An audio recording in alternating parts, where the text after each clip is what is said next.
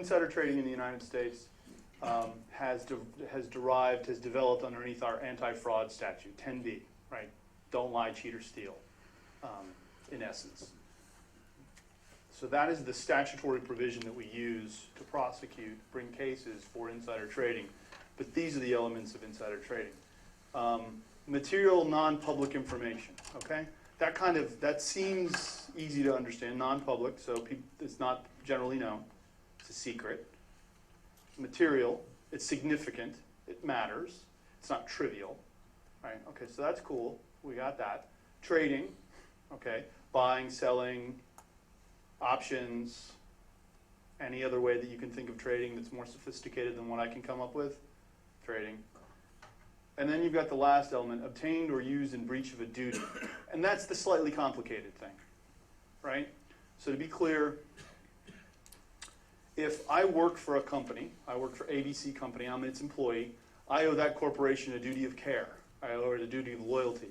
I owe it the duty of not stealing its money. That makes sense, right? I owe it the duty of not, right? This is a way that I was taught to think about this. If I work for ABC Company sells, sells widgets, right? It's not appropriate. It's illegal. It's a breach of my duty. Let me not say illegal. It's a breach of my duty to my employer if instead of selling ABC Company's widgets to this gentleman, I actually go out and source another supply of widgets and sell them to this gentleman instead of selling ABC Company's widgets. I've just usurped a corporate opportunity. I've stolen business from my employer that my employer has put me in a position to do. That concept leads you to think about insider trading in such a way. The secret information, the material non-public information, belongs to my employer, not me. And it's in breach of my duty to trade on that, to profit from it when it's really the corporation's. So that's sort of the concept. Other duties can be duties owed by a lawyer to their client, investment banker to their client. Other breaches can be simple theft. That's a breach of a duty imposed by law. Those kinds of concepts. Okay, classical insider trading is where an insider at the company, somebody at the company, gains material non-public information and trades knowingly, right? Scienter, is that a word you guys use? No? How about intent? Right? Mental state, mens rea, got a bunch of it. You have to actually intend it. And this kind of doesn't make sense to me because nobody accidentally trades. Nobody accidentally, oops, I slipped and fell and traded securities, right? It doesn't happen. But I think what that goes to is if you could potentially prove that someone had access to information but didn't actually gain access, didn't actually look at it, maybe that's a defense. Probably not. But you can be a temporary insider. There are people that owe duties to the company for a time, right? You engage investment bankers to talk about a potential acquisition. They don't owe you a duty after their engagement's over. And that can be defined as a matter of law as well.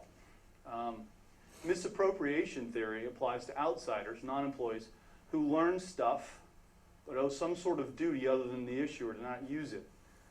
You have a pre-existing relationship of trust and confidence. That can include those kinds of people, but they can also be, you can also argue that they're classical insiders as well. So elements of misappropriation. You misappropriate, does that word carry? You obtain by reasons that you shouldn't. Misappropriation doesn't really mean theft, but it kind of does. Information's material. All right, these are some of the same things. Tippee liability. So tipper liability, rather.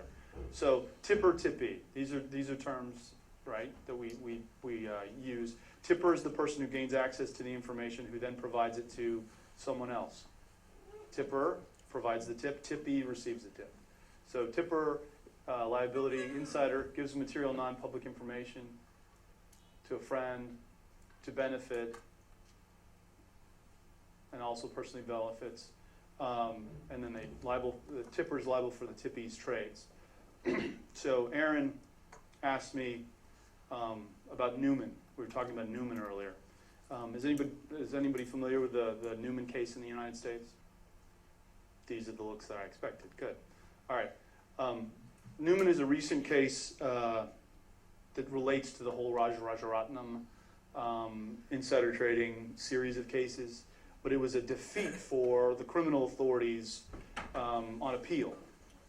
And there was a lot of discussion in the United States that this was going to be a very significant blow to our prosecutions. But I don't think so. But what that case holds is that these elements right here, you have to be able to prove all of these elements at every stage. So for example, if I'm the tipper, and I satisfying all of these elements, tip this gentleman right here, right? He's tippy 1. He tips the gentleman to his right, tippy 2, 3, 4, 5, 6. So when I sue Patrick, or rather when Erin sues Patrick for insider trading, she has the burden of proving that regarding Patrick, Patrick has scienter, knowledge, of all of these elements, including that tippy 1 personally that he personally benefited from the trade and that I benefited from the tip, I the tipper. Right? That's all Newman holds. Newman doesn't really impose any new obligations. It just says these things have to be proven at every step. It's kind of hard, we've all played telephone as kids where one person says one thing to another, and then you say red at this end of the line, at the other end of the line, the word's whale, and you have no idea how it got from that to that, right? It's hard when you play telephone for tippy number 6 to be proven to have known all of this. But nevertheless, these are still the legal requirements. There's an announcement of a drug, successful drug trial, moves the market, big spike in volume and price. Great, great, great. It's relatively easy to look at that spike in volume at the announcement and the spike in price at the announcement. Look immediately prior to that, see who traded, and find what one of the people who taught me how to do this, what he called the big pigs, right? Who made the most money? Not a little bit, but like a lot, right? Easy to focus on those people. But if you do this more, if you are a serial insider trader, and we've encountered this, you learn that being that greedy is a bad thing. You want to trade, you want to make a little bit of money all the time. So small amounts, having no pattern. One thing I've seen is where a hedge fund will take a massive position, let's say a massive long position in advance of a positive news announcement. So they'll buy a bunch of stock, and the announcement is going to happen on Friday. So they'll buy on Monday, they'll buy on Tuesday, they'll buy on Wednesday, they'll buy on Thursday. Thursday afternoon, they'll sell 20% of their position. Trading through omnibus accounts, trading through multiple banks, brokers, foreign corporations and trusts. You want to hide who you are, right? Hide your identity. Use privacy jurisdictions. We know what those are. You want to have quick execution. You want to be able to get your money out of the United States as quickly as possible, if that's where it is. You want to be able to have the proceeds dragged out of the jurisdictions where you can be caught. And then voluminous trading, right? If you look at a small hedge fund's trading, it's going to hurt, well, at least for me, it hurts my head, right? Just lots and lots and lots of trading. So one of the challenges, you have to get your spreadsheet out. You have to become, really, at least for us, really good with Excel to identify the patterns. It's work, right? All right, so you've got 2 key questions. Once again, this should look a lot like what I said yesterday with the market manipulation, right? Because it's the similar concept. What's the information that affected the market and who made money from it? Frankly, if you ask these questions in almost any securities investigation you do, you'll be ahead of the game, right? So that is that. All right, so like yesterday, this was the class. We're going to have a quiz in a minute. So this is your chance to ask me more questions in advance of the quiz. So you have to allocate trades in a manner that does not unfairly or arbitrarily favor one client over another. If you're an investment advisor, you have to fully disclose what your allocation methodology is in your form Form ADV, and that disclosure has to be in a concept we call plain English. It's not good enough to give disclosure if it's so mumbo jumbo that no one can understand it. You have to provide disclosure in a form that anybody can understand. That's called plain English. This is a big examination issue for us. An allocation of trades, when OC goes in, they like to see what the allocation methodologies is, and they look at whether trades are actually allocated according to that methodology, and they do find problems. It's a big exam issue for us. Because there's so many conflicts of interest that come with trade allocations. For example, you could put in an order and you can get what we call a split fill. You don't get the position with one price. You get the position filled at multiple price points. Well, how do you allocate that to your clients? So when we go in, when OC goes in, we try to we look at the policies and procedures for allocation. We want to make sure that, we want to see that they have policies and procedures. We want to see that they're following these policies and procedures. We want to see if they have exceptions. They have documented the exceptions and a process for following those exceptions. We want to see that they have testing of these procedures, and we want to make sure that they promptly allocate trades. I mentioned in my prior presentation that we say the SEC says, the staff, we'd like you to allocate trades immediately after a trade is done. Best practice in the industry is that they wait until the end of the trade day. That's okay, kind of. It's not okay if you wait and see whether the trade is in the money or out of the money, because then you're allocating it based on favoritism. You could allocate it to yourself in your prop accounts, or you could allocate it to clients that you like versus clients that you don't like. So we don't want to see that. There's no blanket notification or consent. You can't just tell your client, by the way, you're a great client, I got your best interests, I'm a fiduciary, just sign on this paper, because sometimes he's going to trade against your account. You can't do that. It has to be a transaction specific. There is one exception, temporary trade rule. I'm not going to get into that a lot. It's available only to dual hats, so you have to be an IABD, so you have that fiduciary obligation. That account has to be non-discretionary. We've been rolling this out now since I think it was 2010, maybe 2008, but I'm pretty sure it's 2010.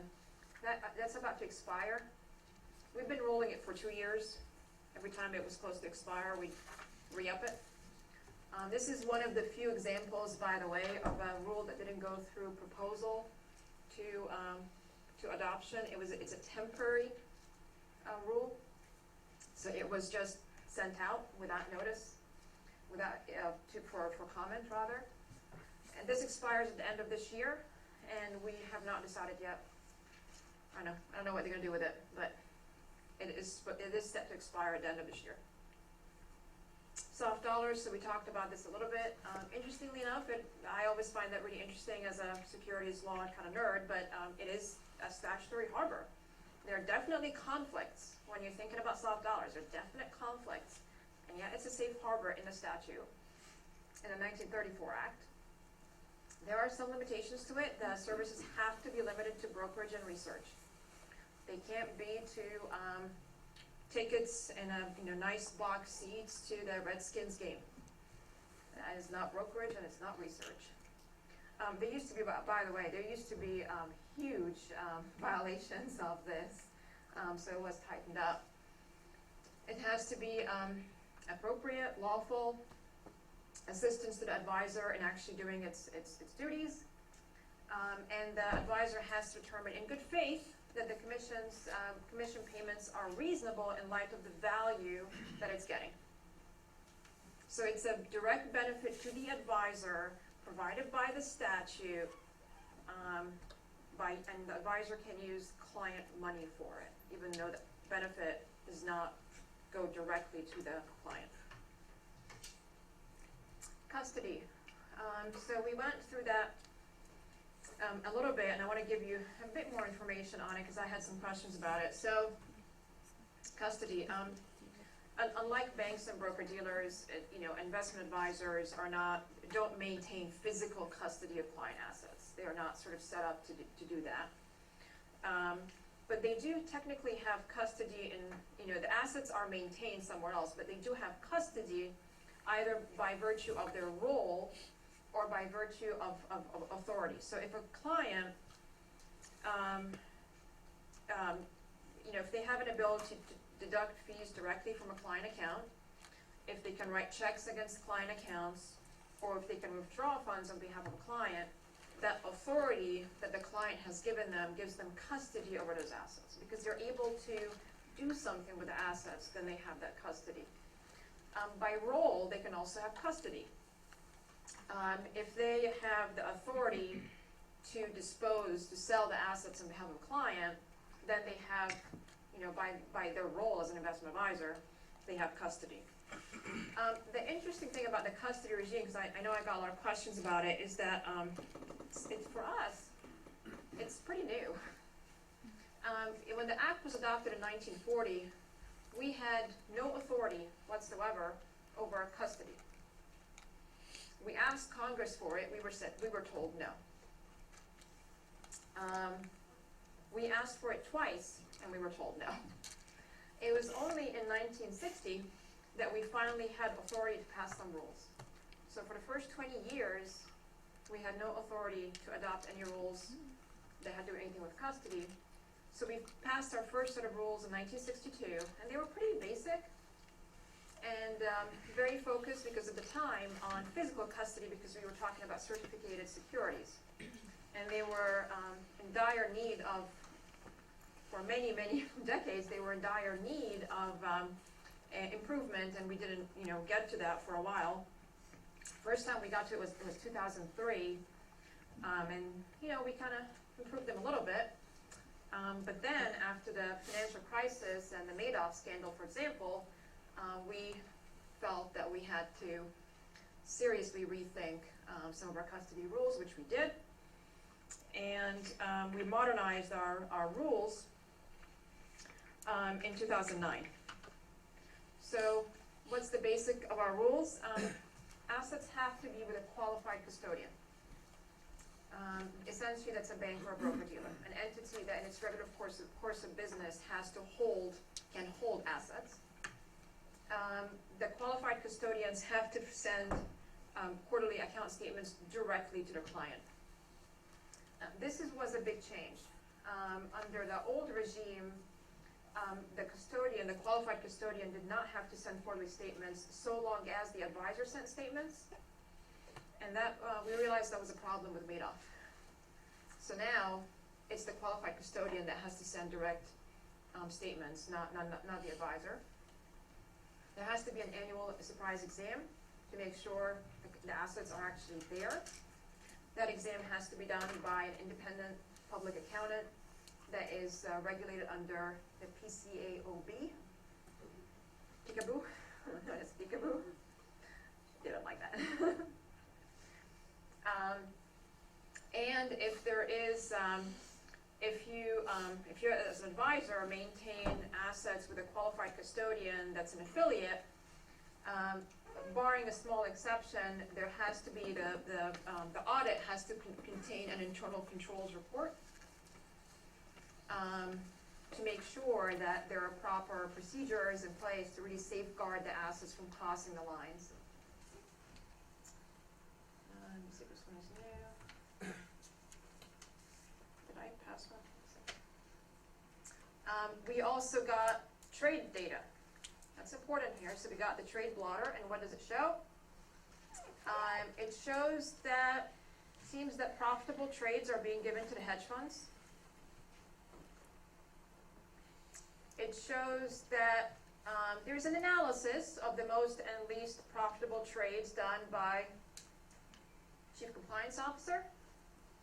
It shows that there is a best execution analysis, again, conducted by investment personnel, that compare what's going on. It does show that two brokers, dealer and trader, that the commissions there were slightly higher than the typical commission per share paid to the other executing brokers. then it shows that the trade tickets do reflect soft dollars going to dealer and trader brokers. So it does show higher price soft dollars. And it does show that the CCO conducts an asset test, a periodic asset test for portfolio. Essentially an asset test, the basic concept behind it is you're seeing whether you have enough liquidity to meet demand. So, the way I like to do this case study here, instead of just all of us lobbing at each other, is that we think through it. And the best way to think through it is if you actually break yourselves out into groups, and we will go around and discuss. And right now, we should just focus on the first question. What are the potential conflicts of interest and risk areas that should be more fully reviewed and analyzed during the inspections? And so what I would suggest is, so we have about 15 minutes until lunch.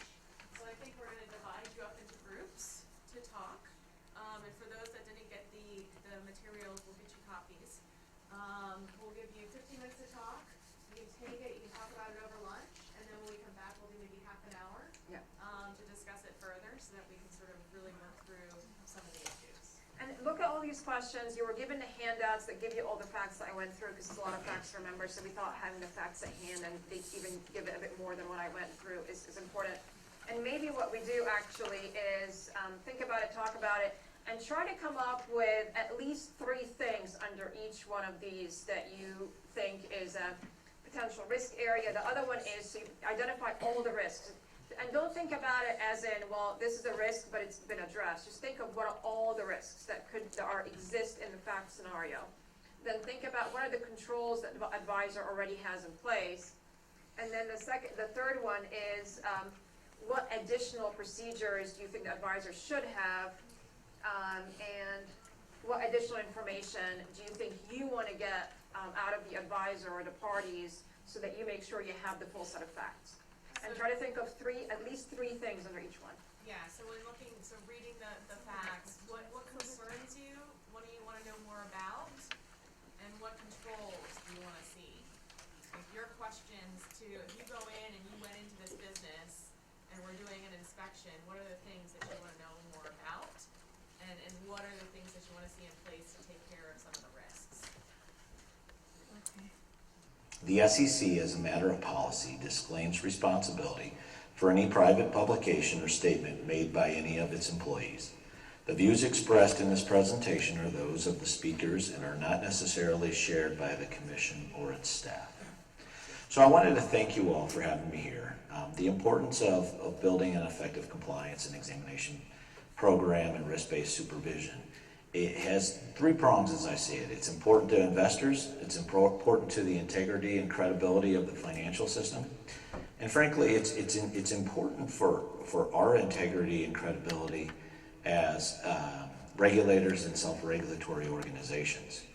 Today I will provide you with key elements of building an effective compliance and exam program, key elements of risk-based supervision, and then give you a brief overview of the SEC's Office of Compliance and Inspections. With that, let's begin. So the first part will be, I've gone through the agenda, and building a compliance program. So when you look at this pyramid, I kind of envision the pyramid as compliance as a whole, and it's a shared partnership between the regulator and the regulated firm. And I think it's very important to recognize that, without having compliance departments in regulated firms, we would not be near as successful. So ensuring that we as regulators partner with those folks with professional skepticism, but also to work with them to help them comply. And I see that as part of my role in the examination program. I mean, right now we work together to get it right, basically. And what you can see from this slide, which there's a lot going on here, but in terms of regulators, we get information from census data and filings, from disclosure, as well as complaints. And then we pass on to regulated firms a higher moral ground, allies with them, alignment with them, but also enforcement when we need to make examples to ensure that regulated firms, comply with federal law. What's important for regulators is to have access and verify and expertise of the regulated firms. So the foundational elements for a supervisory process, and I'll go through each 8 of these, but as an overview, it's registration, having firms register with you, disclosures, documents that provide information about a firm's business, complaints, an avenue for a regulator to get complaints and to be able to identify the risks associated with those complaints and act on those. Also, the moral high ground, allies, enforcement of rules, access, verification, and expertise, and outreach. So in terms of registration, here are some questions to ask. Who is the business in your territory, in your location? Do they have basic census data? Are they filing data that enables you to do a data analytics and do risk assessment of these particular firms? Do you have a contact information for each firm? Who is running each firm? Are they bad actors? Are they recidivists? Are they folks that generally have a good reputation? Who's actually selling the products? Do they have a large number of registered representatives spread throughout the world or throughout the location where you're located? In terms of census data, there's a lot of census data that's critical for our analysis that we get in terms of, the name, whether it be a legal name, whether it be a DBA, which is doing business as, or aliases. In terms of address, where the main office is, where branch offices are located. Within our program, we end up doing exams of both the headquarters as well as branch offices. Phone numbers, it's important for us when we need to get into a firm quickly to reach out to them. If it's a cause exam, we want to be able to contact them right away. And having that contact information is very important. Jurisdictions doing business. So it's very important for us when we do our metrics and our risk assessments to know where are they doing business? Where do they have their offices?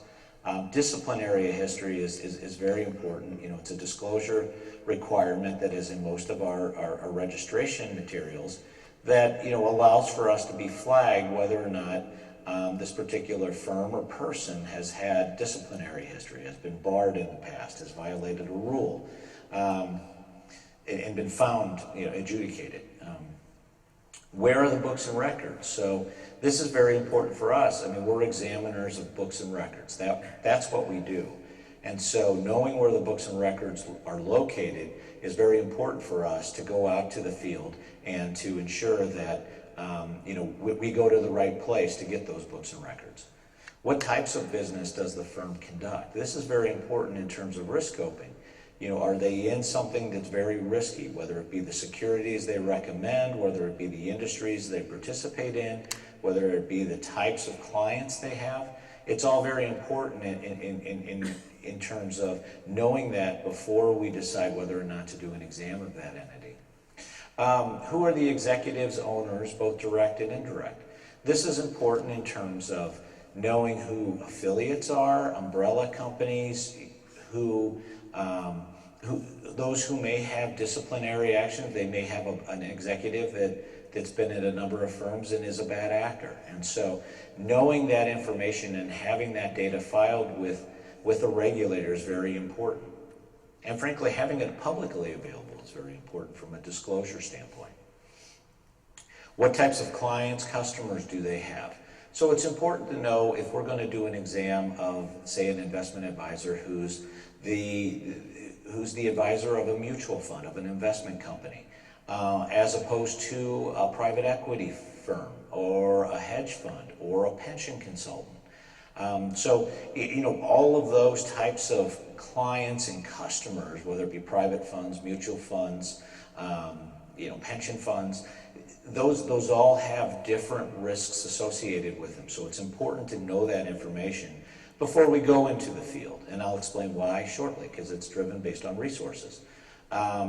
What types of products and services are offered? This is very important. What industry, where do they play? What do they specialize in?